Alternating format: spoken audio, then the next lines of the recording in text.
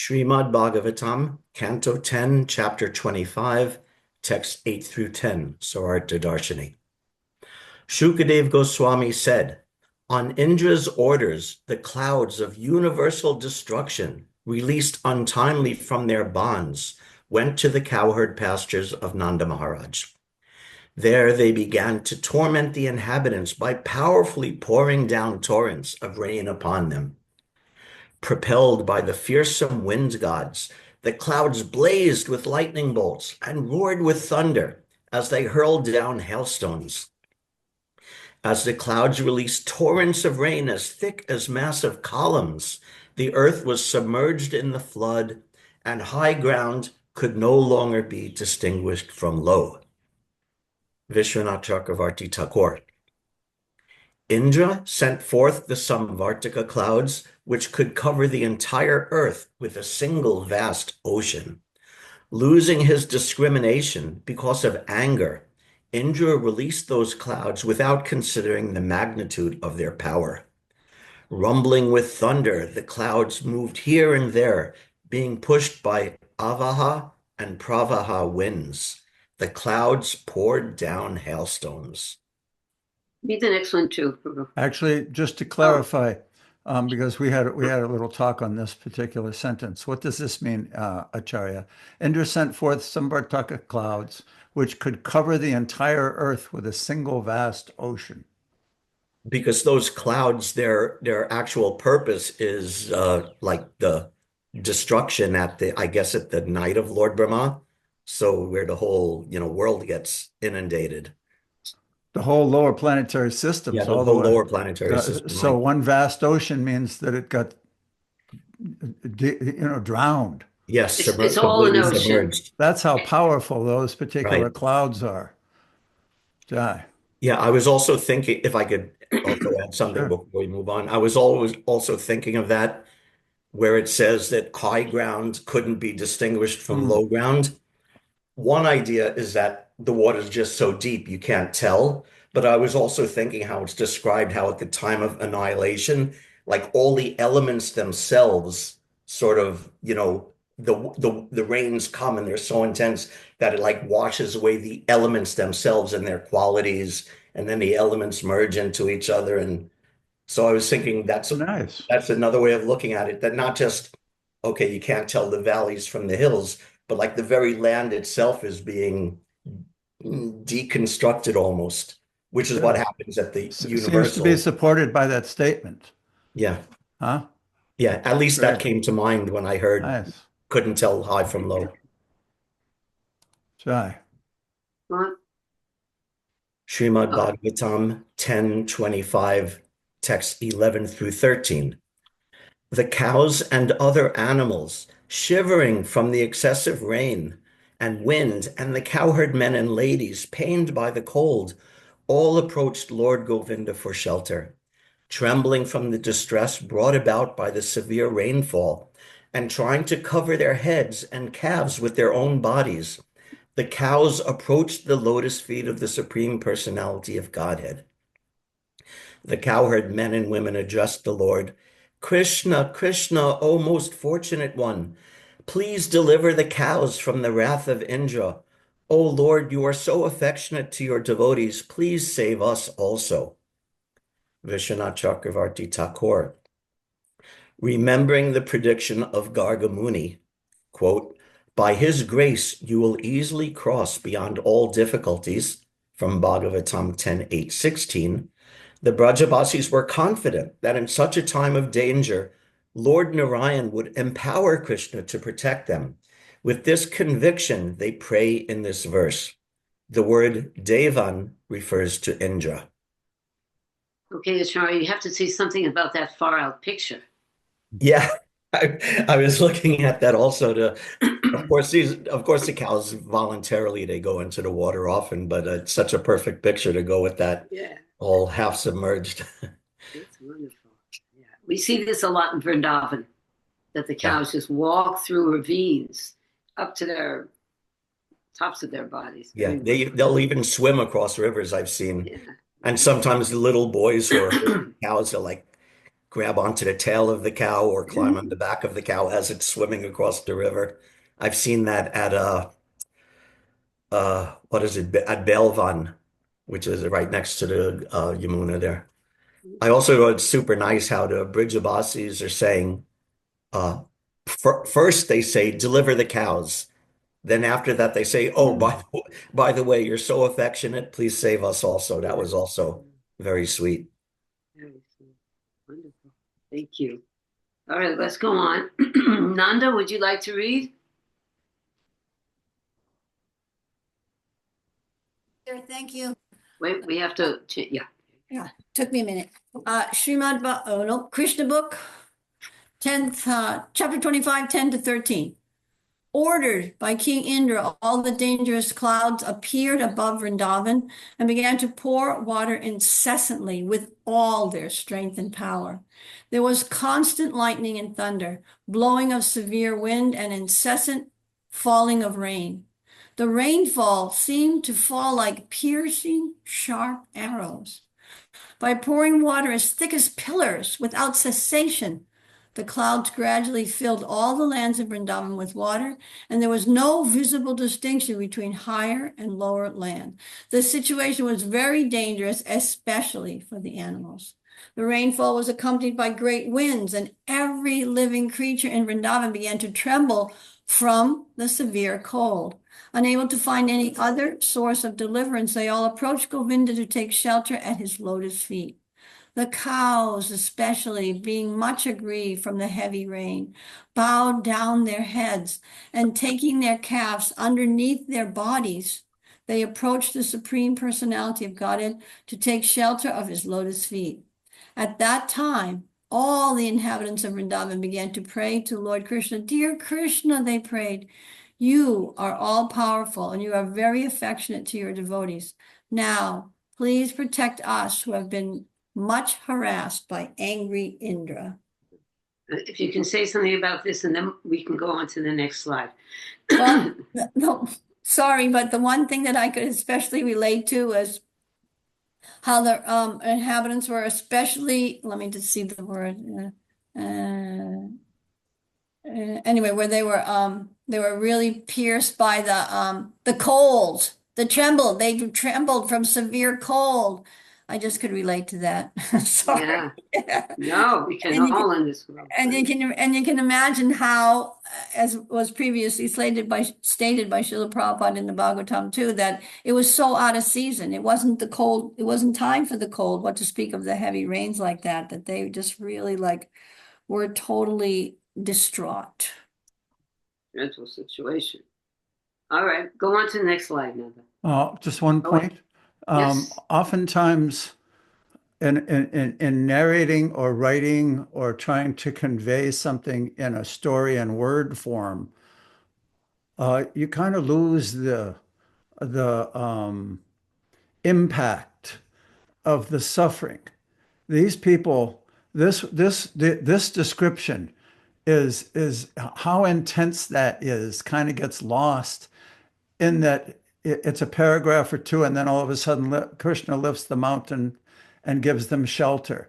But in actuality, as this rain began to fall, as the cows began to shiver, as the cold came on, and we've all seen how nature works. It doesn't, these clouds, the sky became black, and clouds no one had ever seen before started to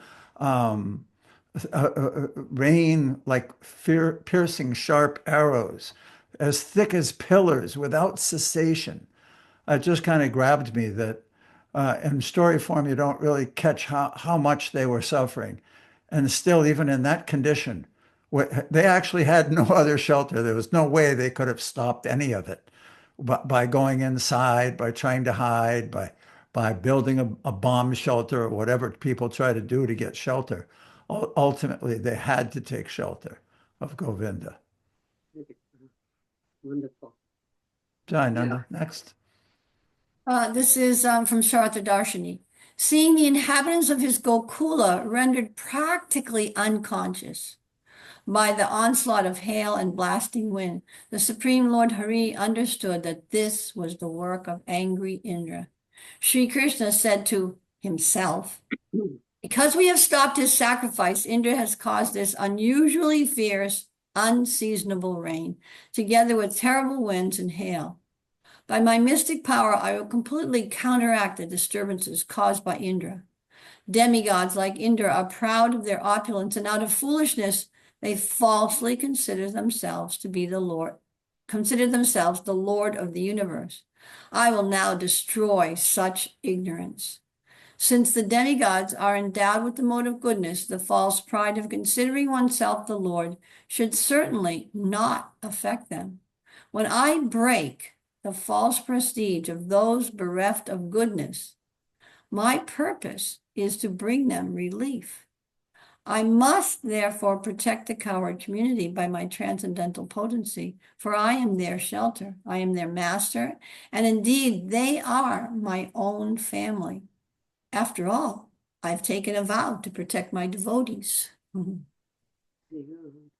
want to go on? Go on. Sure. Mistress.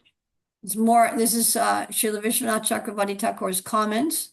Even before being informed that the rain was created by Indra, Krishna understood that Indra was responsible. The severe distress Indra apparently inflicted upon the residents of Vrindavan was an arrangement made by Krishna's pastime potency, Leela Shakti, so that Krishna could taste the sweetness of their prema to his full satisfaction. For a hungry person, the pain of hunger increases the happiness he feels when he finally eats excellent food, and thus hunger can be said to enhance the pleasure of eating. Krishna said, I will remedy the situation through my mystic potency, Atma Yogena. Being falsely proud of their power due to the mode of ignorance, these demigods think of themselves as lords. I will now destroy this ignorance. This verse, number 16, refers not only to Indra, but also to Vayu and other demigods who assisted him. I am not going to completely crush this weak Indra out of spite, but I will correct this fault of false pride which has arisen in my devotee. With this intention, Krishna speaks this verse, number 17. Vraj is the place where my father, brother, and dear ones live. Not only will I protect these people from this disturbance, but I protect all people, even at the time of Mahapralaya, annihilation of the universe. To indicate this, Krishna says, I have taken this vow, me vrata ahita. All right. Tell me something about that vow. Well, it's interesting because the vow applies to the residents of Vrindavan. It applies to the cows. It applies to all the inhabitants in whatever shape and form they are in Vrindavan, but it also applies to Indra and the demigods too. He's taken a vow to protect his devotees, and he's making the perfect arrangement to protect the inhabitants from the rainfall and to rectify Indra and the other demigods' mistaken conception of themselves. I thought it's so beautiful. Yeah.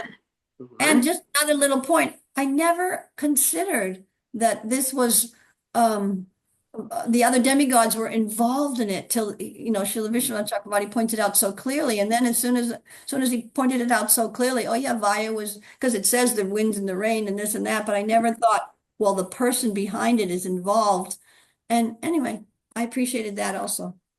What about his quality of, I have taken this vow to protect my devotees? Well, the thing about taking vows, they're not very potent if you can't fulfill your vow. And Krishna, he's known as one who never breaks his vow, especially to his devotees. He never breaks his promise of protecting his devotees. And you can see in this situation, under any circumstance, whether you're on the quote unquote good side or the bad side, or whether you're the inhabitant of Vrindavan being harassed by Indra's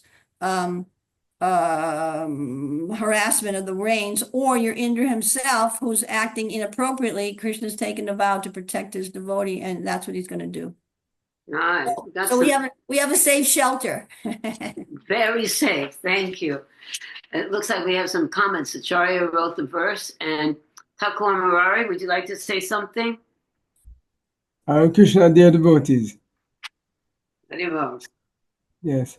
So I'm always amazed at how Krishna deals with the I would say transgression, in the sense that how he says he was going to deal Indra in terms of, uh, if I can see the screen, I just read.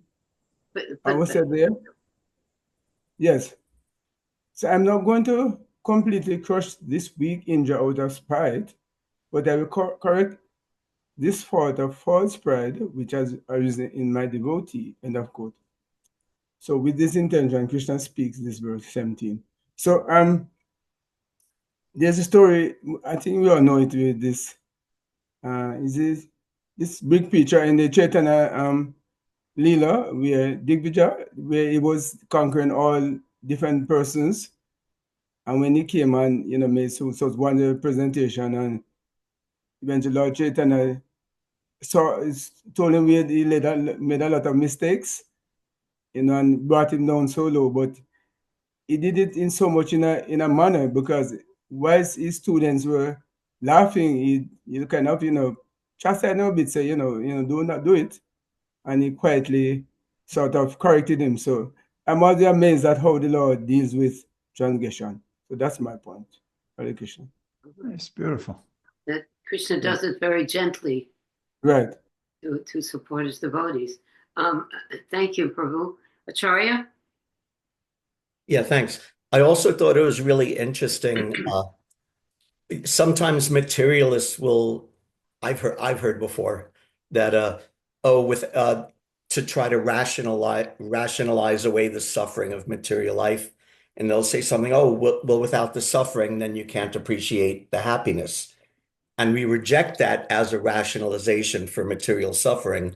But here, Vishwanath Chakravarti is using sort of a variation of that idea of how it can actually enhance the pleasure of Krishna's pleasure, or the pleasure of Krishna and his devotees. So I just thought that was an interesting use of that same argument. Very good. We were also discussing that at some time, how even in the material world, we see it all the time. The two opposites, happiness and distress, but also in the spiritual world, cause and effect is always there. Krishna creates a situation to enhance the devotees' participation in their relationship with him. This is what we see here as the perverted reflection, but that's actually going on eternally. That there's always that's called rasa. We're always churning it. So we can make this part spiritual by seeing it in relation to Krishna and understanding that. Good, thank you. All right, let's go on. Madhurya Leela, would you like to read? Give her a minute. Sure, How do you go, sweetie? So this is Krishna Book, Srimad Bhagavatam 10:25, 14 to 18. Upon hearing their prayer, Krishna could also understand that Indra, being bereft of his sacrificial honor, was pouring down rain that was accompanied by heavy pieces of ice and strong winds. Although all this was out of season, Krishna understood that this was a deliberate exhibition of anger by Indra. He therefore concluded, this demigod who thinks himself supreme has shown his great power, but I shall answer him according to my position. And I shall teach him that he is not autonomous in managing universal affairs. I am the Supreme Lord over all, and I shall thus take away his false prestige, which has risen from his power.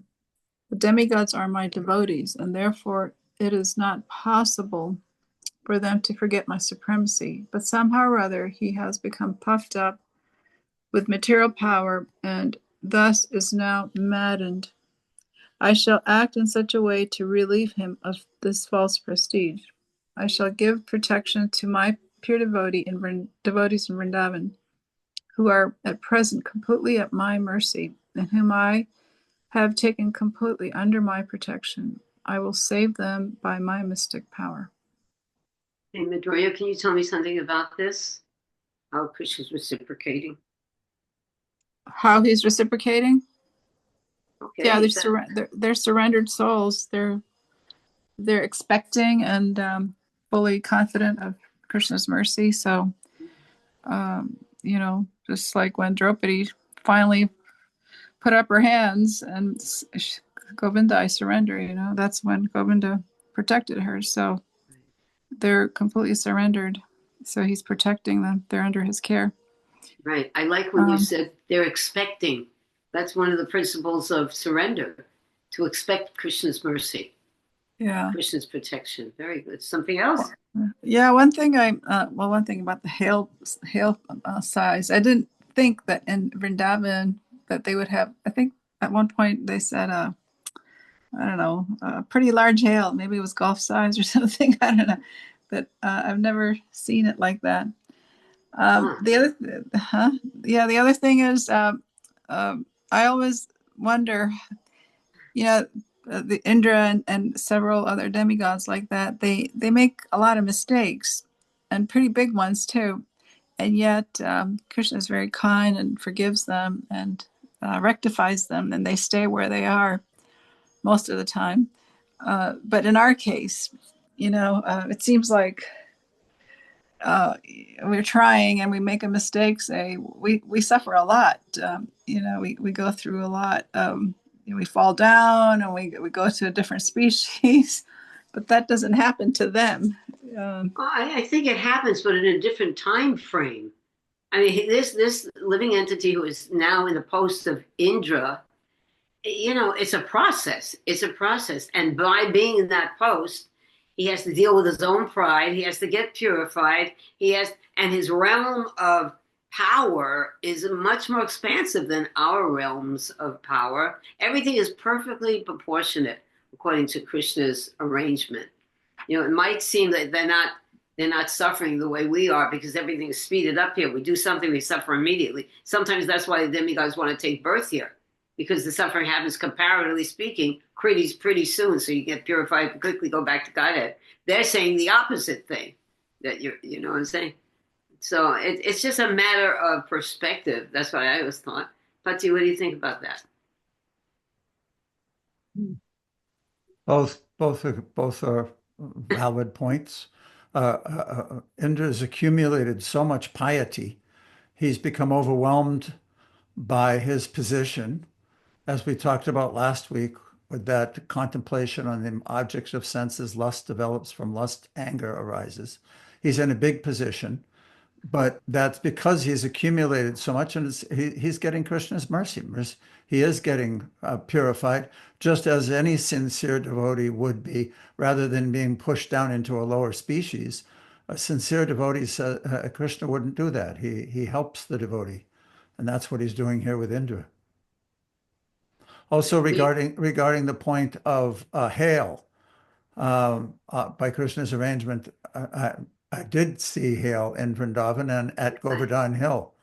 One time we were doing a parikrama, and you go from Govinda Kund down to Punchari, then from Punchari you turn around at the end of the hill and start coming back the other side toward Yatipur. And as you come up that, there's Gandharva Kund, Apsara Kund, then there's some forested area, then there's kind of like an open area. It used to be a whole bunch of monkeys there. At the time I was there, it wasn't so many monkeys, but at that time when our group was just there, it started to hail. And and Surya Kund is there, and Airavata Kund are there. So everybody was trying to find some shelter, and it lasted about 15 minutes. And everybody, it was great because the whole group was people from the Vallabhacharya Sampradaya. And everybody was going, Jai Sri Krishna, Giri Govardhan, Hari Bol, Hari Bol. Was it big size hail? It was festive. It was big enough to hurt when it hit, but it wasn't golf ball. It was just hard. I also remember, not that dramatic, but in the MVT where we used to live, I remember seeing hail falling at one point. And so sometimes that happens in Vrindavan. Okay. Thank you, Madhurya. Thanks. Oh, wait a minute. Did you just read one? You Yeah. just read the Krishna book. So go on and read. Wait a minute. I'm all confused now. Did you read one slide, Madhurya? Yes. Okay, so read another. This one? Yeah. Okay, this is the Shararta Darshini, 10:25:19. Having said this, Lord Krishna, who is Vishnu himself, picked up Govardhan Hill, with one hand and held it aloft just as easily as a child holds a mushroom. Vishwan Chakravarti Thakur. Harivamsha confirms that Sri Krishna picked up Govardhan Hill with his left hand. With his left hand, Krishna picked up that mountain, which was touching the clouds. With the umbrella of Giriraj, Krishna blocked the Samvatarka clouds and created a living space in the form of a house beneath the mountain. Krishna held the mountain without any difficulty, just as a child holding a mushroom. When Krishna was preparing to lift Govardhan, a partial expansion of his Yogamaya potency named Samhanki temporarily removed all the rain from the sky, so that as Krishna ran very swiftly from the porch of his house to the mountain, neither his turban nor other garments became wet. That's amazing. Huh? I don't know where I read, but that right under the hill, it was a whole beautiful city. It was. Yeah, we're going to get there. We're going to get there. It's really magnificent. But that energy, how do you say it? Samhariki. That's far out. But Krishna ran from his porch and didn't get even his turban wet. That's kind of wonderful. He is God, of course. He has certain powers that he could just take up and amaze everybody. Anything else, Madhuryaji, on that? No, that's good. Okay. Thanks. Okay, Tisha, why don't you read for us next? Hare Krishna, everyone. Okay, Srimad Bhagavatam 10:25, verse 20 through 23, Sarata Darshini. The Lord then addressed the cowherd community. O mother, O father, O residents of Braj, if you wish, you may now come under this hill with your cows. You should have no fear that this mountain will fall from my hand. And don't be afraid of the wind and rain, for your deliverance from these afflictions has already been arranged. Their minds thus pacified by Lord Krishna, they all entered beneath the hill, where they found ample room for themselves and all their cows, wagons, servants, and priests, and for all other members of the community as well. Lord Krishna, forgetting hunger and thirst, and putting aside all considerations of personal pleasure, stood there holding up the hill for 7 days as the people of Braj gazed upon him. Vishwanath Chakravarti Thakur. Now you can all comfortably take shelter under Govardhan Hill. The Vrajavasis replied, but how can our cowherd community, which includes many thousands of cows, calves, bulls, and so on, fit under Govardhan, which is only 3 miles across? Here is the answer. Because Govardhan Hill was in ecstasy, being touched by Krishna's hand, it acquired inconceivable power and even felt the hundreds of deadly thunderbolts thrown upon its back by angry Indra to be offerings of soft, fragrant flowers. At times, Sri Govardhan was not even aware that the thunderbolts were striking. Govardhan expanded his form to 32 miles so that all the inhabitants, cows, buffaloes, and other animals could live comfortably beneath his shelter. It should be understood that Krishna stood directly facing everyone. By continuously drinking the nectar of the beauty and sweetness of Krishna, the Vrajavasis felt no hunger, thirst, or fatigue. And Sri Krishna, by seeing the beautiful forms of his beloved gopis, also forgot about eating, drinking, and sleeping. The 7 days of continuous rain from the Samvartaka clouds failed to flood the district of Mathura because the Supreme Lord, simply by his Icha Shakti, supreme willpower, immediately dried up the water as it fell to the ground. For the Vrajavasis, the 7 days passed as if they were one Gatika. One Gatika equals 24 minutes. Oh, that's fast. It's fast. What can you tell us about this Tisha? What amazes you? Well, it amazes me that everyone could see Krishna while I was holding the hill up, And I thought that was pretty cool. And the and Krishna could see everyone. I just assumed everyone by seeing the beautiful forms of his beloved gopis. So, and they didn't feel any hunger, thirst, or feel like sleeping. So it all seems like it was just a beautiful party, a beautiful enjoyment of love and happiness and smiles. And the rain was probably falling out there, but they were kind of tucked in and cozy underneath the hill. And I think it's great that the hill didn't suffer, didn't feel the um, pain of the lightning bolts or the rain that was falling. So I thought even the hill was completely enjoying the experience. Right. And also, Krishna makes these arrangements with his devotees.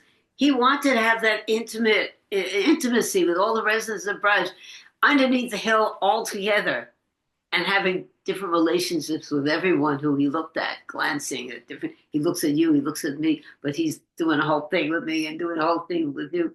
And then he's looking at the gopis like nonstop. It's just very intimate. He arranged this intimate relationship. It's cool for me because I've had to shelter for hurricanes. We had so many hurricanes, and I know it's only a small comparison, but when you like shelter with people and the storm is raging out there, there's something so kind of it's a different kind of feeling because you're together, you feel safe and you feel protected, and you know the danger is outside, and yet you kind of feel protected from the storm. And so it does bring people closer together, especially if you have to shelter in place with people like in a hotel with people you don't know. But all of a sudden, you're put in this situation and you have to shelter together. Yeah, it's amazing in this world how many doors we keep, how we keep everybody away from us instead of letting all the love. Because in the spiritual world and in spiritual consciousness, our hearts are open to everyone. There's loving relationships with everyone. If you're in a situation like Govardhan Hill or in a hotel and you're with another soul, you're so happy to be with them. It's a natural feeling of love between everyone. That happens, unfortunately, on this earth planet when there's a great tragedy. Whenever there's a great tragedy, people bond together, So, yes, that's exactly what I was trying to say. Hare Krishna. Perfect, yeah. Good that you realize that. Regarding that from a little bit of a philosophical point, we've heard different descriptions of the internal potencies of the Lord, Krishna's spiritual potencies, arranging things for his pleasure, like the Samhariki, not allowing the water on his turban or his clothes. Similarly, Vrindavan is described to be 84 square miles with the center in Mathura. It's Mathura Mandala. And it's narrated in the Puranas that it's like a lotus flower. But on the spiritual plane, Krishna wouldn't have to walk 84 or 30, 40 miles to go herd his cows. What would happen was that the petals of the lotus would come together and kind of close up so that it was a shorter walk for him. Similarly, in one of our Chaitanya Charitamrita readings, we were just reading how Lord Chaitanya performed a miracle when he was dancing with all his devotees who had just come from Bengal. There was over 200 of them. And they had created 4 different groups with mridangas and kartals and surrounded the Lord. And he began to dance in the center of all of them. And every one of them felt that Lord Chaitanya was looking directly at him and simultaneously understood that he was looking at everybody else. And there's another description that Krishna did that when he was sitting with his boyfriends, the cowherd boys, on the banks of the Jamuna having lunch. He was in the center of them. All of them surrounded him. There's a wonderful painting, and we studied that a few months back, where he was sitting amongst all of them, and every single one of the boys felt that Krishna was looking directly at him and sharing an intimate picnic. So Krishna has this potency all the time to be intimate with each and every individual. Madhurya Leela? It just came to my mind when Tisha said something about the soul. Somebody said earlier that the soul was contaminated or something like that. But I thought the soul was always pure, and it's our it's the bodily that's the problem. It's the Sure. imposition of the body. The soul is never contaminated, right? What did you say about the soul, Tisha? No, she didn't say it. I Oh, think she it didn't might have say been it. Acharya. Maybe he said Oh, something. he's gone. Oh, yeah. I think he said something about when Anyone he was remember what he talking said about the soul? That soul, that of it was course, we something like he said, like my soul, is contaminated or something like that. But the soul is never contaminated, never. is it? No, it's always No, of pure. course That's what I thought. yes. It's the The material energy. yeah, That's the right. tatista. Yeah, The soul is the tatista energy. So yeah, either it's covered by the material energy, right. or the spiritual energy. We were speaking about that last night. That the Yeah. shelter, soul must take shelter of one of the two energies. I think Acharya, did you say something about the soul? There's a question here for you. Being contaminated. you said he's God. What? He came back. Oh, Yeah. Acharya, stand up for yourself, Prabhu. I don't think I said anything about that, did I? I don't Well, remember. whatever you said, do you? I think he may have said, "I'm a contaminated soul," or yeah, and something a like that. feeling of humility. Contaminated by what? The modes of nature, right? So that doesn't mean that you, the soul, are contaminated, really. Right. You're covered by him. Okay? So now I'm confused again. Tisha, did you read 2 slides, sweetie? I think you did, right? Okay. So Mom and Tara, you want to read next? Let's get Mom and Tara on. There it is. Krishna book correlates with Srimad Bhagavatam text 19 through 23. Thinking in this way, Lord Krishna immediately picked up Govardhan Hill with one hand, exactly as a child picks up a mushroom from the ground. Thus he exhibited his transcendental pastime of lifting Govardhan Hill. Lord Krishna then began to address his devotees. My dear brothers, my dear father, my dear inhabitants of Vrindavan, you can now safely enter under the umbrella of Govardhan Hill, which I have just lifted. Do not be afraid of the hill and think that it will fall from my hand. You have been too much afflicted from the heavy rain and strong wind. Therefore, I have lifted this hill, which will protect you exactly like a huge umbrella. I think this is a proper arrangement to relieve you from your immediate distress. Be happy along with your animals underneath this great umbrella. Being assured by Lord Krishna, all the inhabitants of Vrindavan entered beneath the great hill and appeared to be safe along with their property and animals. Do you have something? Yeah, go on reading. Sartadarshini, text 24 through 29. When Indra observed this exhibition of Lord Krishna's mystic power,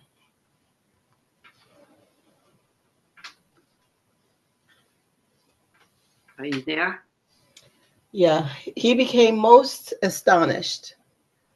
Pulled down from his platform of false pride and his intentions thwarted, he ordered his clouds to desist. Seeing that the fierce wind and rain had now ceased, the sky had become clear of rain clouds, and the sun had risen, Lord Krishna, the lifter of Govardhan Hill, spoke to the cowherd community as follows. My dear cowherd men, please go out with your wives, children, and possessions. Give up your fear. The wind and rain have stopped, and the river's high waters have subsided. After collecting their respective cows and loading their paraphernalia into their wagons, the cowherd men went out. The women, children, and elderly persons gradually followed them. While all living creatures looked on, the Supreme Personality of Godhead put down the hill in its original place, just as it had stood before. All the residents of Vrindavan were overwhelmed with ecstatic love, and they came forward and greeted Sri Krishna according to their individual relationships with him, some embracing him, others bowing down to him, and so forth. The cowherd women presented water mixed with yogurt and unbroken barley corns as a token of honor, and they showered auspicious benedictions upon him. Go on. This Vinata Chakravarti Thakur's commentary.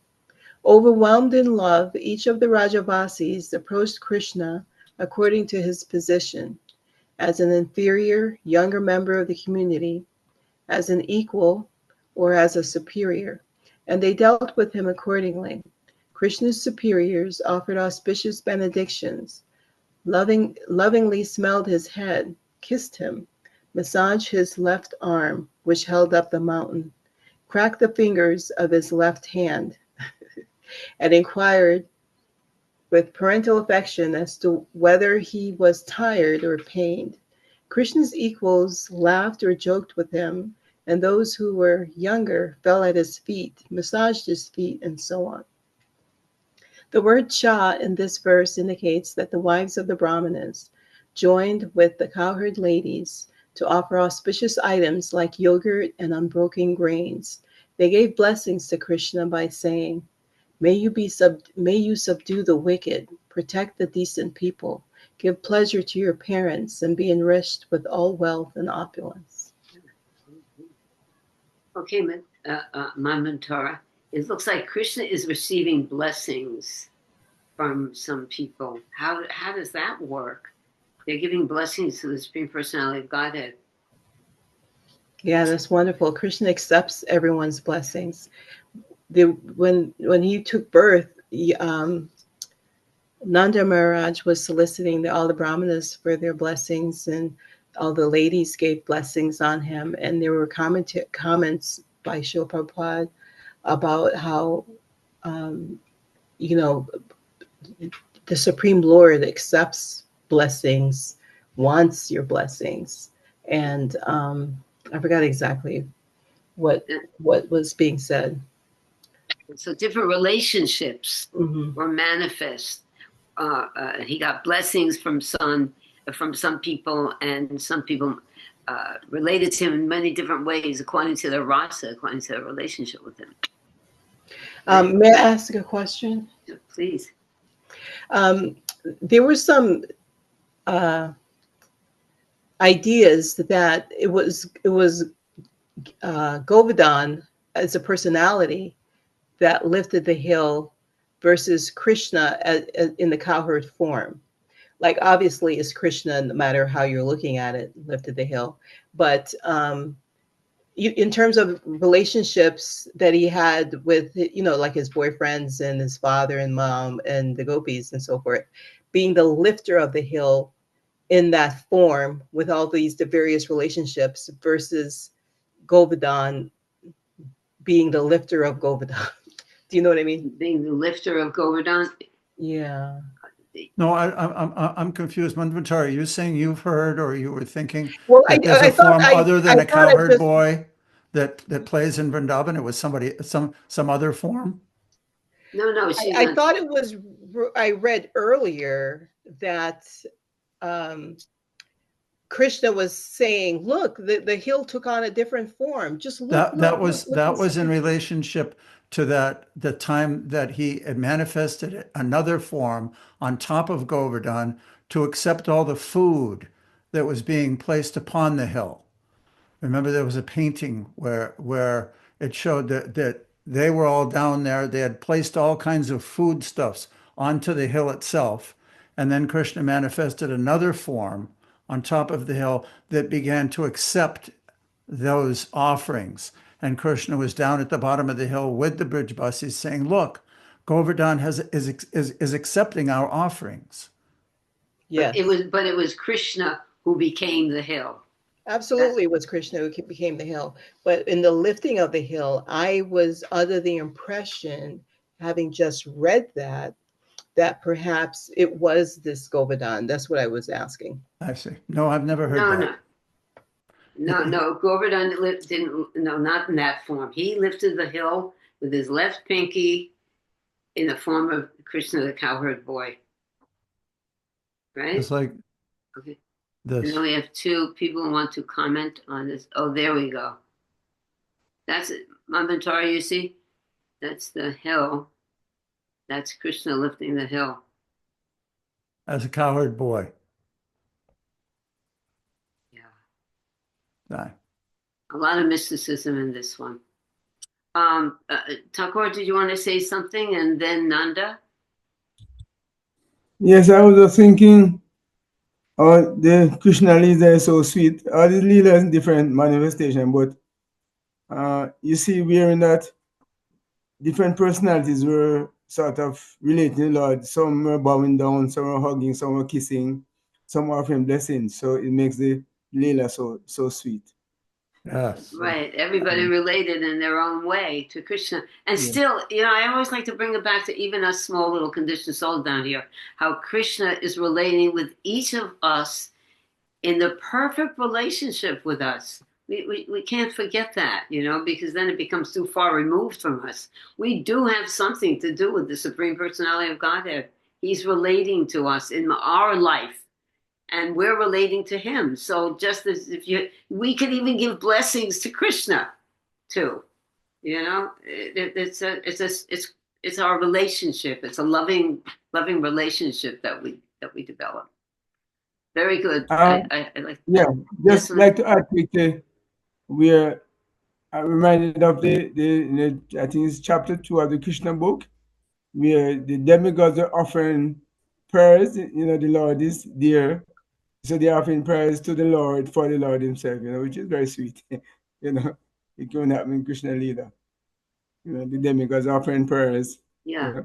for the protection of the Lord, when the Lord is really the supreme protector, Yes. So, yeah. Yes. Very good. Um, Thank you. Yeah. Nandaji? Hare Krishna. I just wanted to add a little more sweetness from Ananda Vrindavan Champu. That's Kavi Karnapur's description of the lifting of Govardhan Hill, especially at this particular part. There's something that when I read it, it really struck me. So now I'm reading from Ananda Vrindavan Champu. It says, but when they saw, oh no, sorry, wrong place. Okay, so this is to the point where Krishna says, "O residents of Vrindavan, your village has returned to its normal state. Now it's time to come out from beneath the mountain." After hearing this, everyone assembled in a happy mood and led out the cows. The cows considered themselves fortunate because they got to relish the sweetness of Krishna's face for 7 continuous days. They lost interest in other things that had previously pleased them. When the cowherd boys called them out, they delayed for a while and then shot out like a volley of arrows. But when they saw Krishna still under the hill, they quickly ran back and surrounded him. Immediately, Krishna drove them out again by glancing at them with the compassion of a friend. And then one more paragraph. From all directions, the smooth-skinned, pleasant-looking herds of cows streamed out from the valley under Govardhan Hill. As they came up, they looked like the expanded hoods of Seshanag rising out of Patalaloka, or a sheet of moonshine hiding in a cave out of fear of darkness, or like matted locks of diffused light being born from the crystal mountain of Giriraj. But I just love that last part was a little but I just love how the cows shot out like a volley of arrows, and then they saw Krishna was still under, and they had to go back right in. Which would verify the point that it was the cowherd boy form who was holding up the hill, and they were attracted to him. Good. That's really good. You get that, Manvantaraji? That was a good point. Thank you. Okay, now I'm confused again, but Thakur is going to read. Did anybody else have their hand up? Oh, did anyone else? I don't think so. I think everyone. I just wanted to take the point also when I made the forum topic for this greeting of Krishna as he came out. Oh, that's going to happen in a minute. So I'll talk. Be continued. Yes. Okay, Thakur, would you like to read?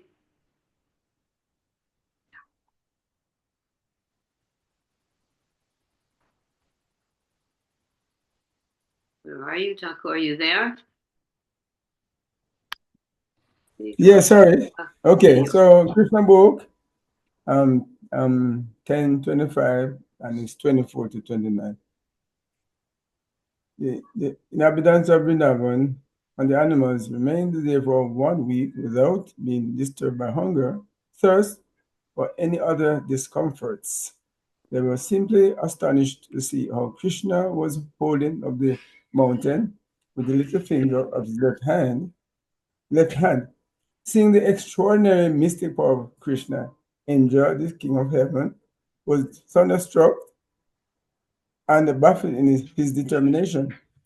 He immediately called for all the clouds and asked them to desist. When the sky became completely cleared of all clouds and there was sunrise again, the strong winds stopped. At that time, Krishna, the Supreme Personality of Godhead, known now as the lifter of Govardhan Hills, said, "My dear cowherd men, now you can leave and take your wives, children, cows, and valuables, being everything, because everything is ended. The inundation has gone down along with the swelling waters of the river." After they had cleared out everything, Lord Krishna very slowly replaced Govardhan Hill exactly in the same position as it had been before. When everything was done, all the inhabitants of Vrindavan approached Krishna and embraced him with great ecstasy. The gopis, being naturally very affectionate to Krishna, began to offer him curd mixed with their tears, and they poured incessant blessings upon him. Mother Yashoda, Mother Rohini, Nanda, and Balaram, who was the strongest of the strong, embraced Krishna one after another, and from spontaneous feelings of affection, blessed him over and over again. Wow. You have something to say about that? Yes. So we are reminded that it was there for 1 week, and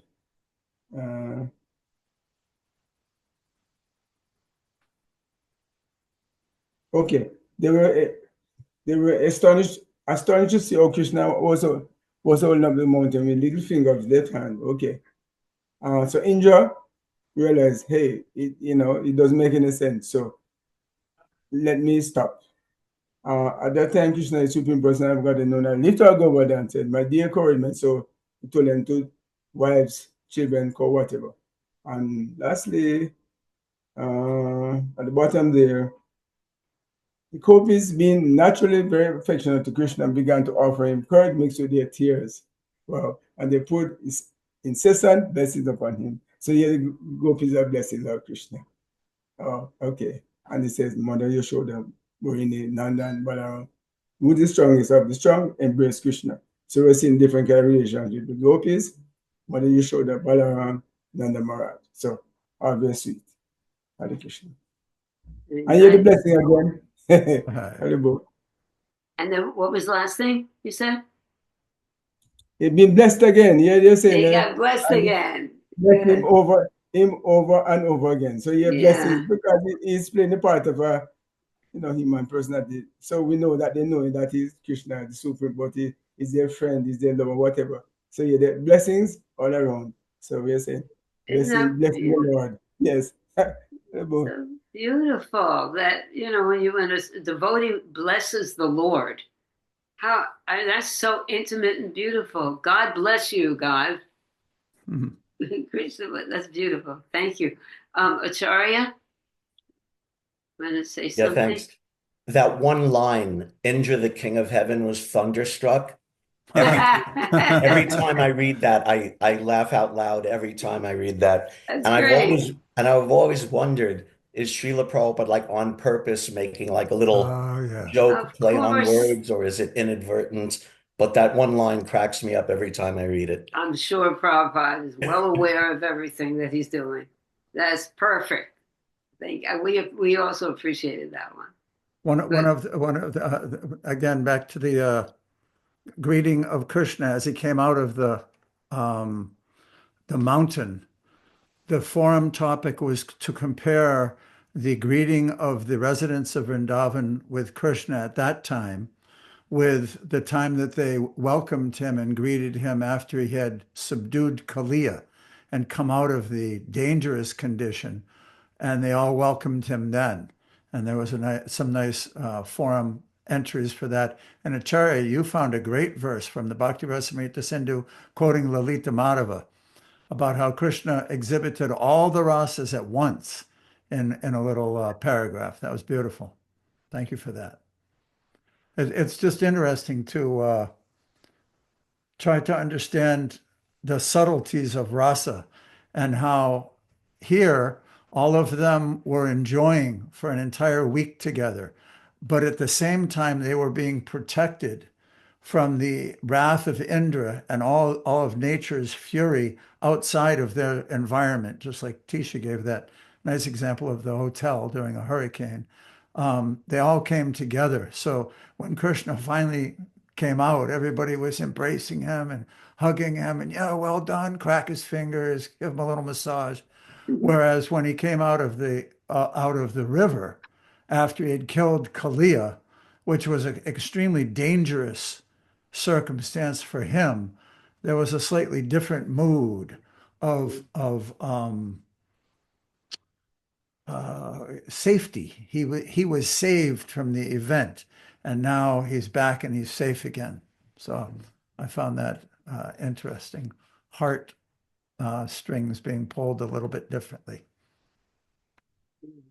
Pati, would you like to read the last slide before we go into Gopal Champo? Sure. This is texts 31 through 33. In the heavens, O king, which is Parikit, all the demigods, including the Siddhas, Sadyas, Gandharvas, and Charanas, sang the praises of Lord Krishna and showered down flowers in great satisfaction. My dear Parikit, the demigods in heaven resoundingly played their conch shells and kettle drums, and the best of Gandharvas, led by Tumburu, began to sing. Surrounded by his loving cowherd boyfriends and Lord Balaram, Krishna then went off to the place where he had been tending his cows. The cowherd girls returned to their homes, singing joyfully about the lifting of Govardhan Hill and other glorious deeds performed by Lord Krishna, who had so deeply touched their hearts. Visvanath Chakravarti Thakur's commentary: when Krishna was lifting Govardhan Hill, Radha and other beloved gopis, unnoticed by others, were intimately associating with him by exchanging secret glances from a distance. While returning to their homes, the gopis lovingly sang about Krishna's pastimes. It should be understood that the gopis had the ability to immediately compose songs about Krishna's pastimes. Gopika Hridi Sprisha can mean the gopis who touched Krishna with their prema-filled hearts, or who always meditated upon Krishna. Or it can mean some very dear gopis whom Krishna embraced to his chest or in his mind. This phrase describes a quality of Krishna. So what can you tell us about that? That Vishwanath Chakravarti Thakur, being a Nitya Siddha associate of Krishna, can reveal to us how these different words and statements by another Nitya Siddha, Sukadev Goswami, reveals this quality of Krishna who can be touched, who can be touched by the love of others, and how he is affected, and how Radha and her girlfriends constantly composed beautiful songs to glorify Krishna. And we shouldn't think that he didn't hear those and appreciate them. I like when he said, it should be understood that the gopis had the ability to immediately compose songs about Krishna's pastimes. That's very beautiful. Right. It's not like they had to sit down and compose the song and practice Think it about and then play it for somebody. Spontaneous. Beautiful. Very good. Okay, so now we're going to go on and read Gopala Champu by Jiva Goswami and his description of this pastime. So let's start with Acharya. Would you like to do this? Would you like to read this? This is one of my favorite books on the whole planet. It's 1,200 pages long, and the only book in my whole life that I've read 6 times, 1,200 pages. And it's just, you can't put it down. Go on. Gopal Chapu by Srila Jiva Goswami. There was a hole equipped with a ladder by which one could easily enter into a place lit by jewels. Its floors were studded with gems, just like a house, and it had a splendid ceiling. The floors were embedded with touchstones, and the place was divided into rooms. Fresh water was available. A gentle wind, pleasant to the touch, was blowing. Krishna held up the mountain casually in his left hand while smiling. He remained standing in that broad interior with his attractive form. With his arm on a friend's shoulder, he held his flute in his bent hand. The inhabitants of Vraja saw him with joy, eagerness, and fear. They became stunned. Govardhan was like a huge house decorated with jewels, in which Krishna was situated as a sapphire pillar. Krishna's arm was like a jeweled stick, and the mountain was like an umbrella above. The rains falling everywhere were like strings of pearls. The people of Vraja experienced the rain as a splendor. Then Yashoda, along with Rohini, held his sides. This is described by poets as follows. He was held on the sides by the 2 mothers, who began wiping his lotus face repeatedly. Seeing his amazing actions, Nanda and the others stood with hair standing on end. Then with smiling lotus eyes, with hands making a dancer's gestures, holding the mountain on his left hand, he shouted, "Jai, Jai," while playing. In front of Krishna, Balaram, like an actor in a drama, amused all the jovial people. While outside there were great rainstorms, roaring wind, hard hail, thunder, and dark clouds, which caused suffering, inside there was no rain. There were sweet voices, pleasant breezes, attractive songs, rays of light, and Krishna with remarkable beauty, which produced happiness. There was singing, eulogies, and dancing by skillful performers. The best residents gave in charity. Knowers of Vedic customs chanted auspicious prayers. The children played. Everyone's pride was reduced, and their prema for Krishna increased. What happiness did the lifter of the mountain not give them? Oh boy. First, I'm going to ask you a question and then tell me your realizations of this. Everyone's pride was reduced and their prema for Krishna increased. What does that tell us? That's the natural outcome. That when pride is reduced, then prema increases. Okay. And if our pride is increasing, like Prabhupada would say, like the balance scale, when one end goes up, the other goes down, and one goes up, the other goes down. So when pride goes down, prema goes up. Oh, God. If it were so easy. I mean, there's books written about it. Manashiksha by Raghunath Das Goswami. Raghunath Das, right? Manashiksha. Yes. All about, and I mentioned this last time, because you can't get away from, you're reading this pastime about the pride of Indra. That book is describes pride as a prostitute dancing in the heart, eating donkey meat or donkey urine. It's really stops our prema, really stops our devotion. This desire, it's based on insecurity, this desire to be glorified and loved and honored. It's a real drawback, because even though we might want it and we're getting it, we don't really get fulfilled by it because we always need it. Under these particular circumstances, why was their pride reduced? Who can say? Under these, all right. Because they couldn't offer protection, but Krishna could, maybe. I think for many I different just thought reasons. about while Samapriya was talking about it, everyone's pride was reduced and their prema for Krishna increased.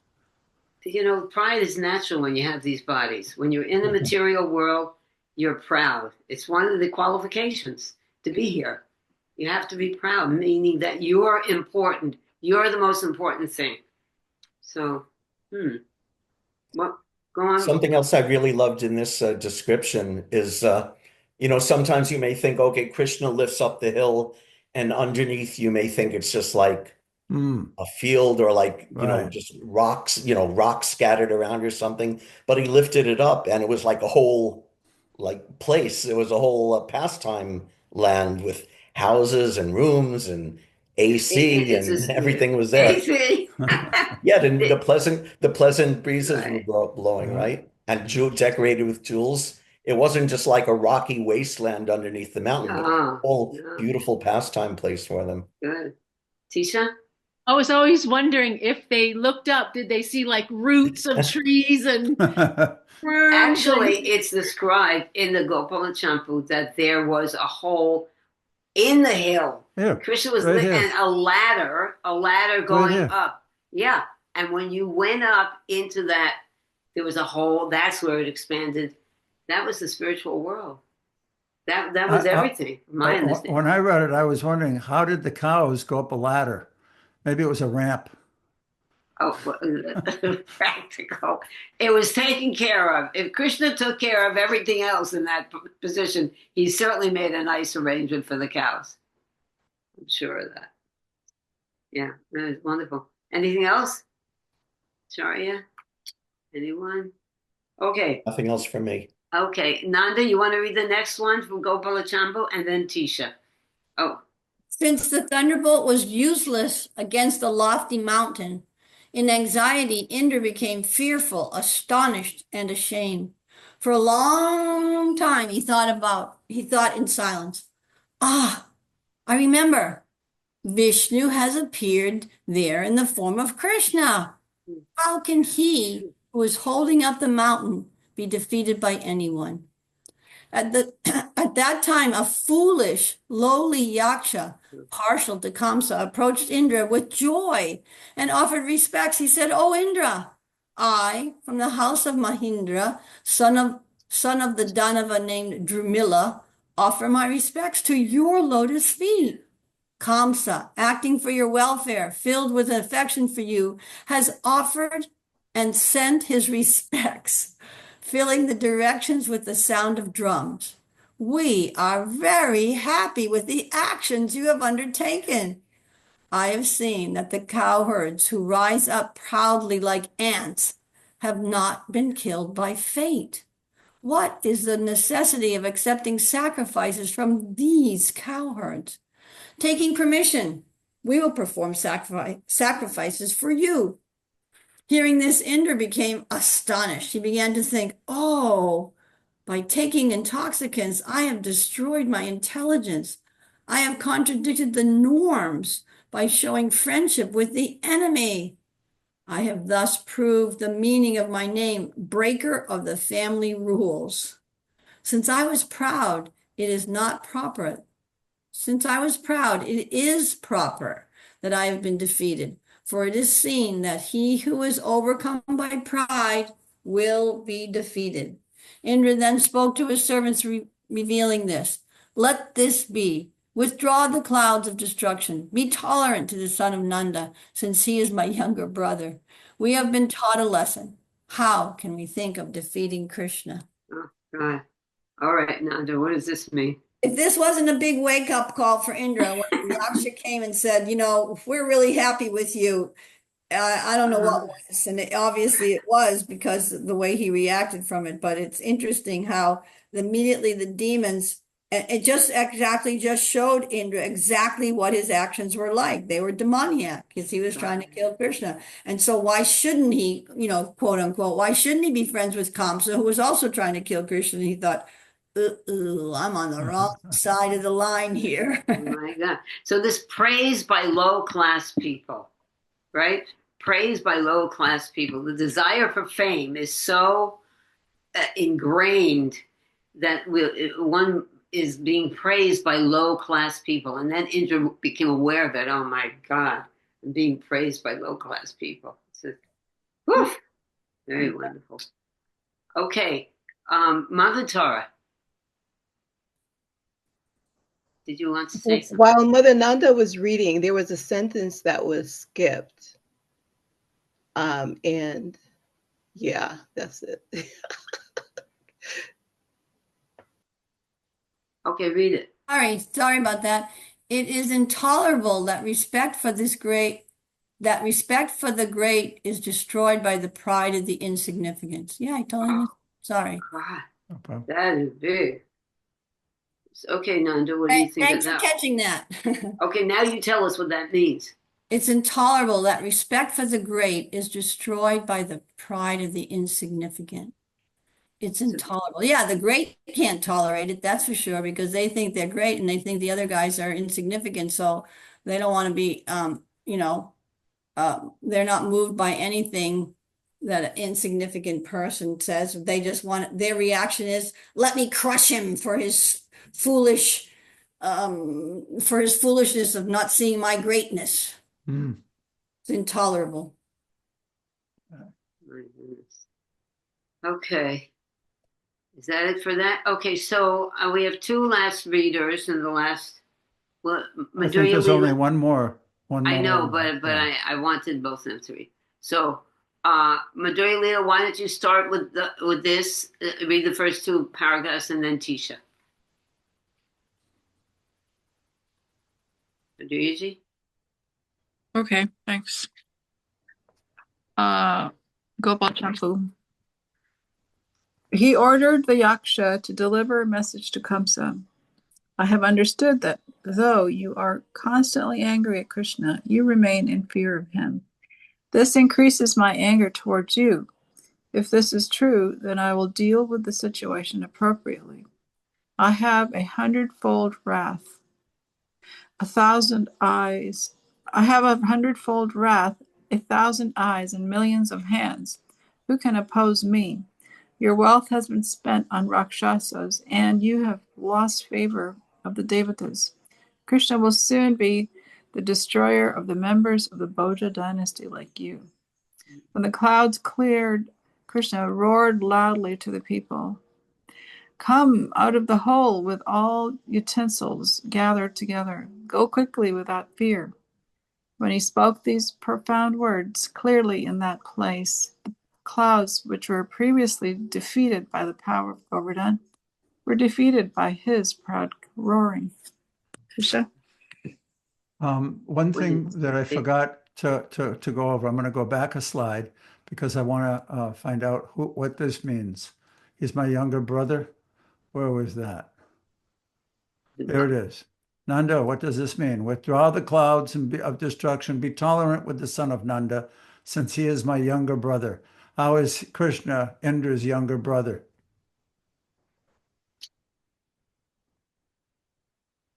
He's Upendra in his Hey, Okay, good. very good. All right, you got it Okay. right off the top of your head. Good for you. Good. All right. He knew you knew the answer. Hare Krishna. Okay, before I would teach you what your wealth has been spent on the Rakshasas. I've done. Do you have some? First, you comment on this, Madhurya, before we end it off with.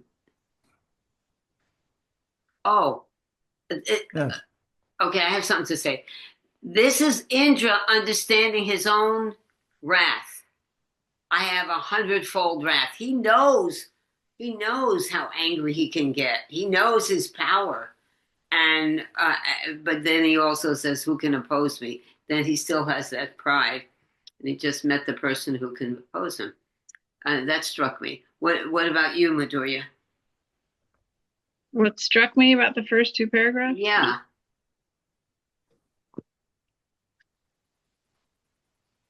Well, what do you think of that, Indra saying, I have 100-fold wrath, 1,000 eyes and millions of hands? Who can oppose me? Your wealth has been.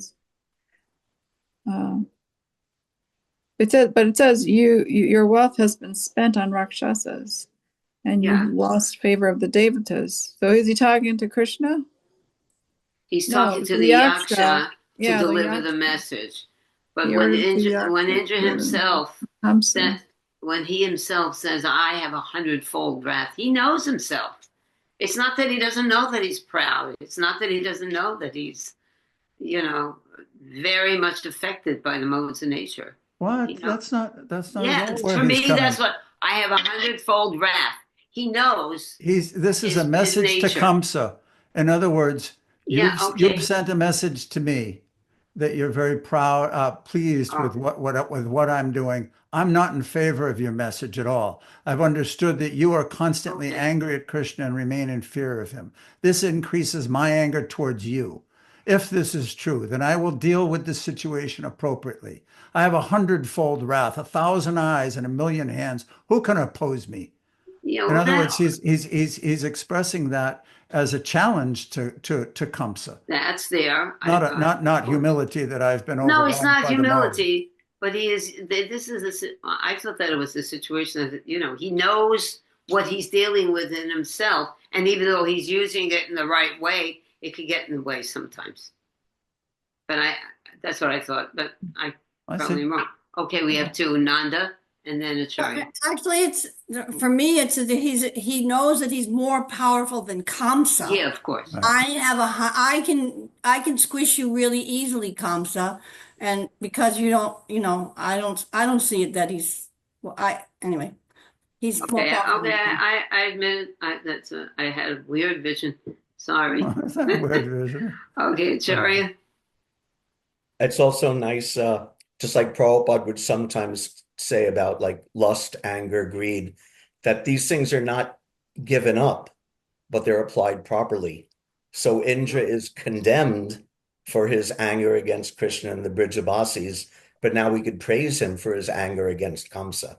Good, you And saved me. Prabhupada Is that what you were would say saying, like Sama? that. Okay, that's what I was saying. That's Saved perfect. by I'll say that. Acharya. Thank you, Jerry.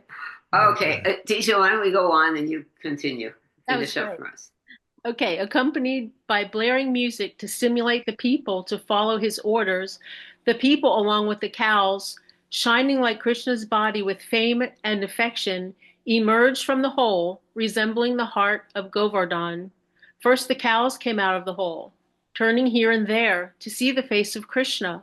After the cows came out, the people, seeing his face repeatedly, became stunned and agitated with affection. With difficulty, all the people emerged from the hole and, looking back, gazed with unblinking eyes as Krishna came out.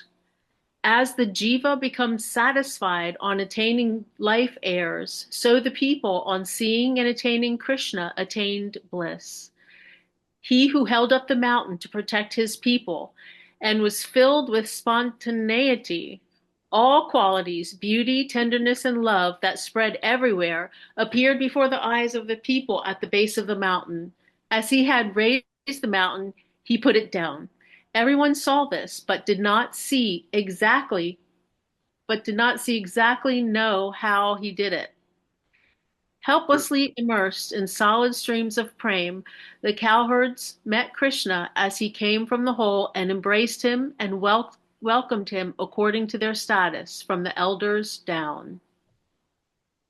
So, Tisha, what do you think?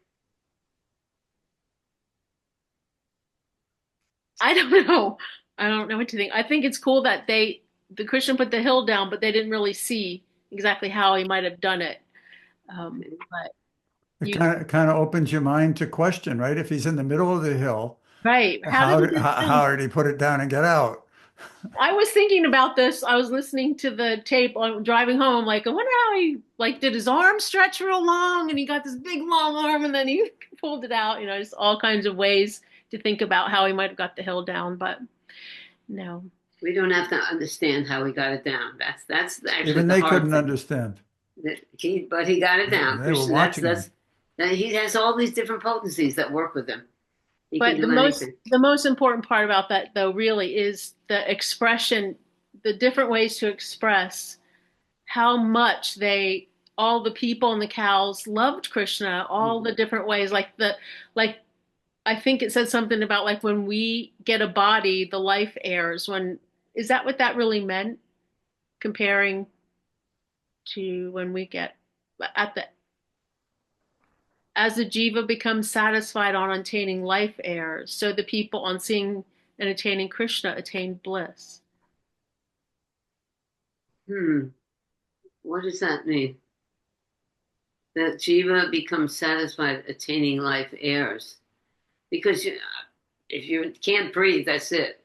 You can't live if you can't breathe.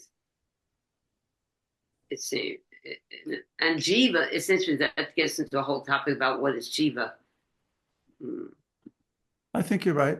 It's just kind of a metaphor that the relief one feels when you can't breathe for one reason or another, and then all of a sudden, like if you're underwater and you're just at the end of holding your breath, but your head comes up above water, and then you take this big deep breath.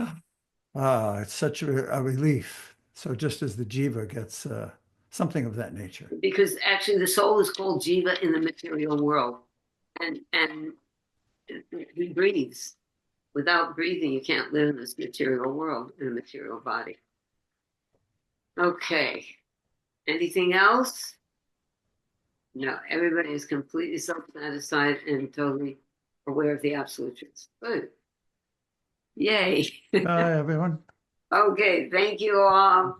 And wait a second, next week, Pati, you want to make an announcement? Yes, thank you. Next week, there's a Rath Yatra here in St. Augustine, so there won't be a Zoom review. We won't do the Zoom. We'll have to wait till 2 weeks from today. There's Faye and Neil? Neil. Nice to see you guys. Hare Krishna. Wow, we're all praying for you, Faye, that you feel well and you can join us again in our discussions.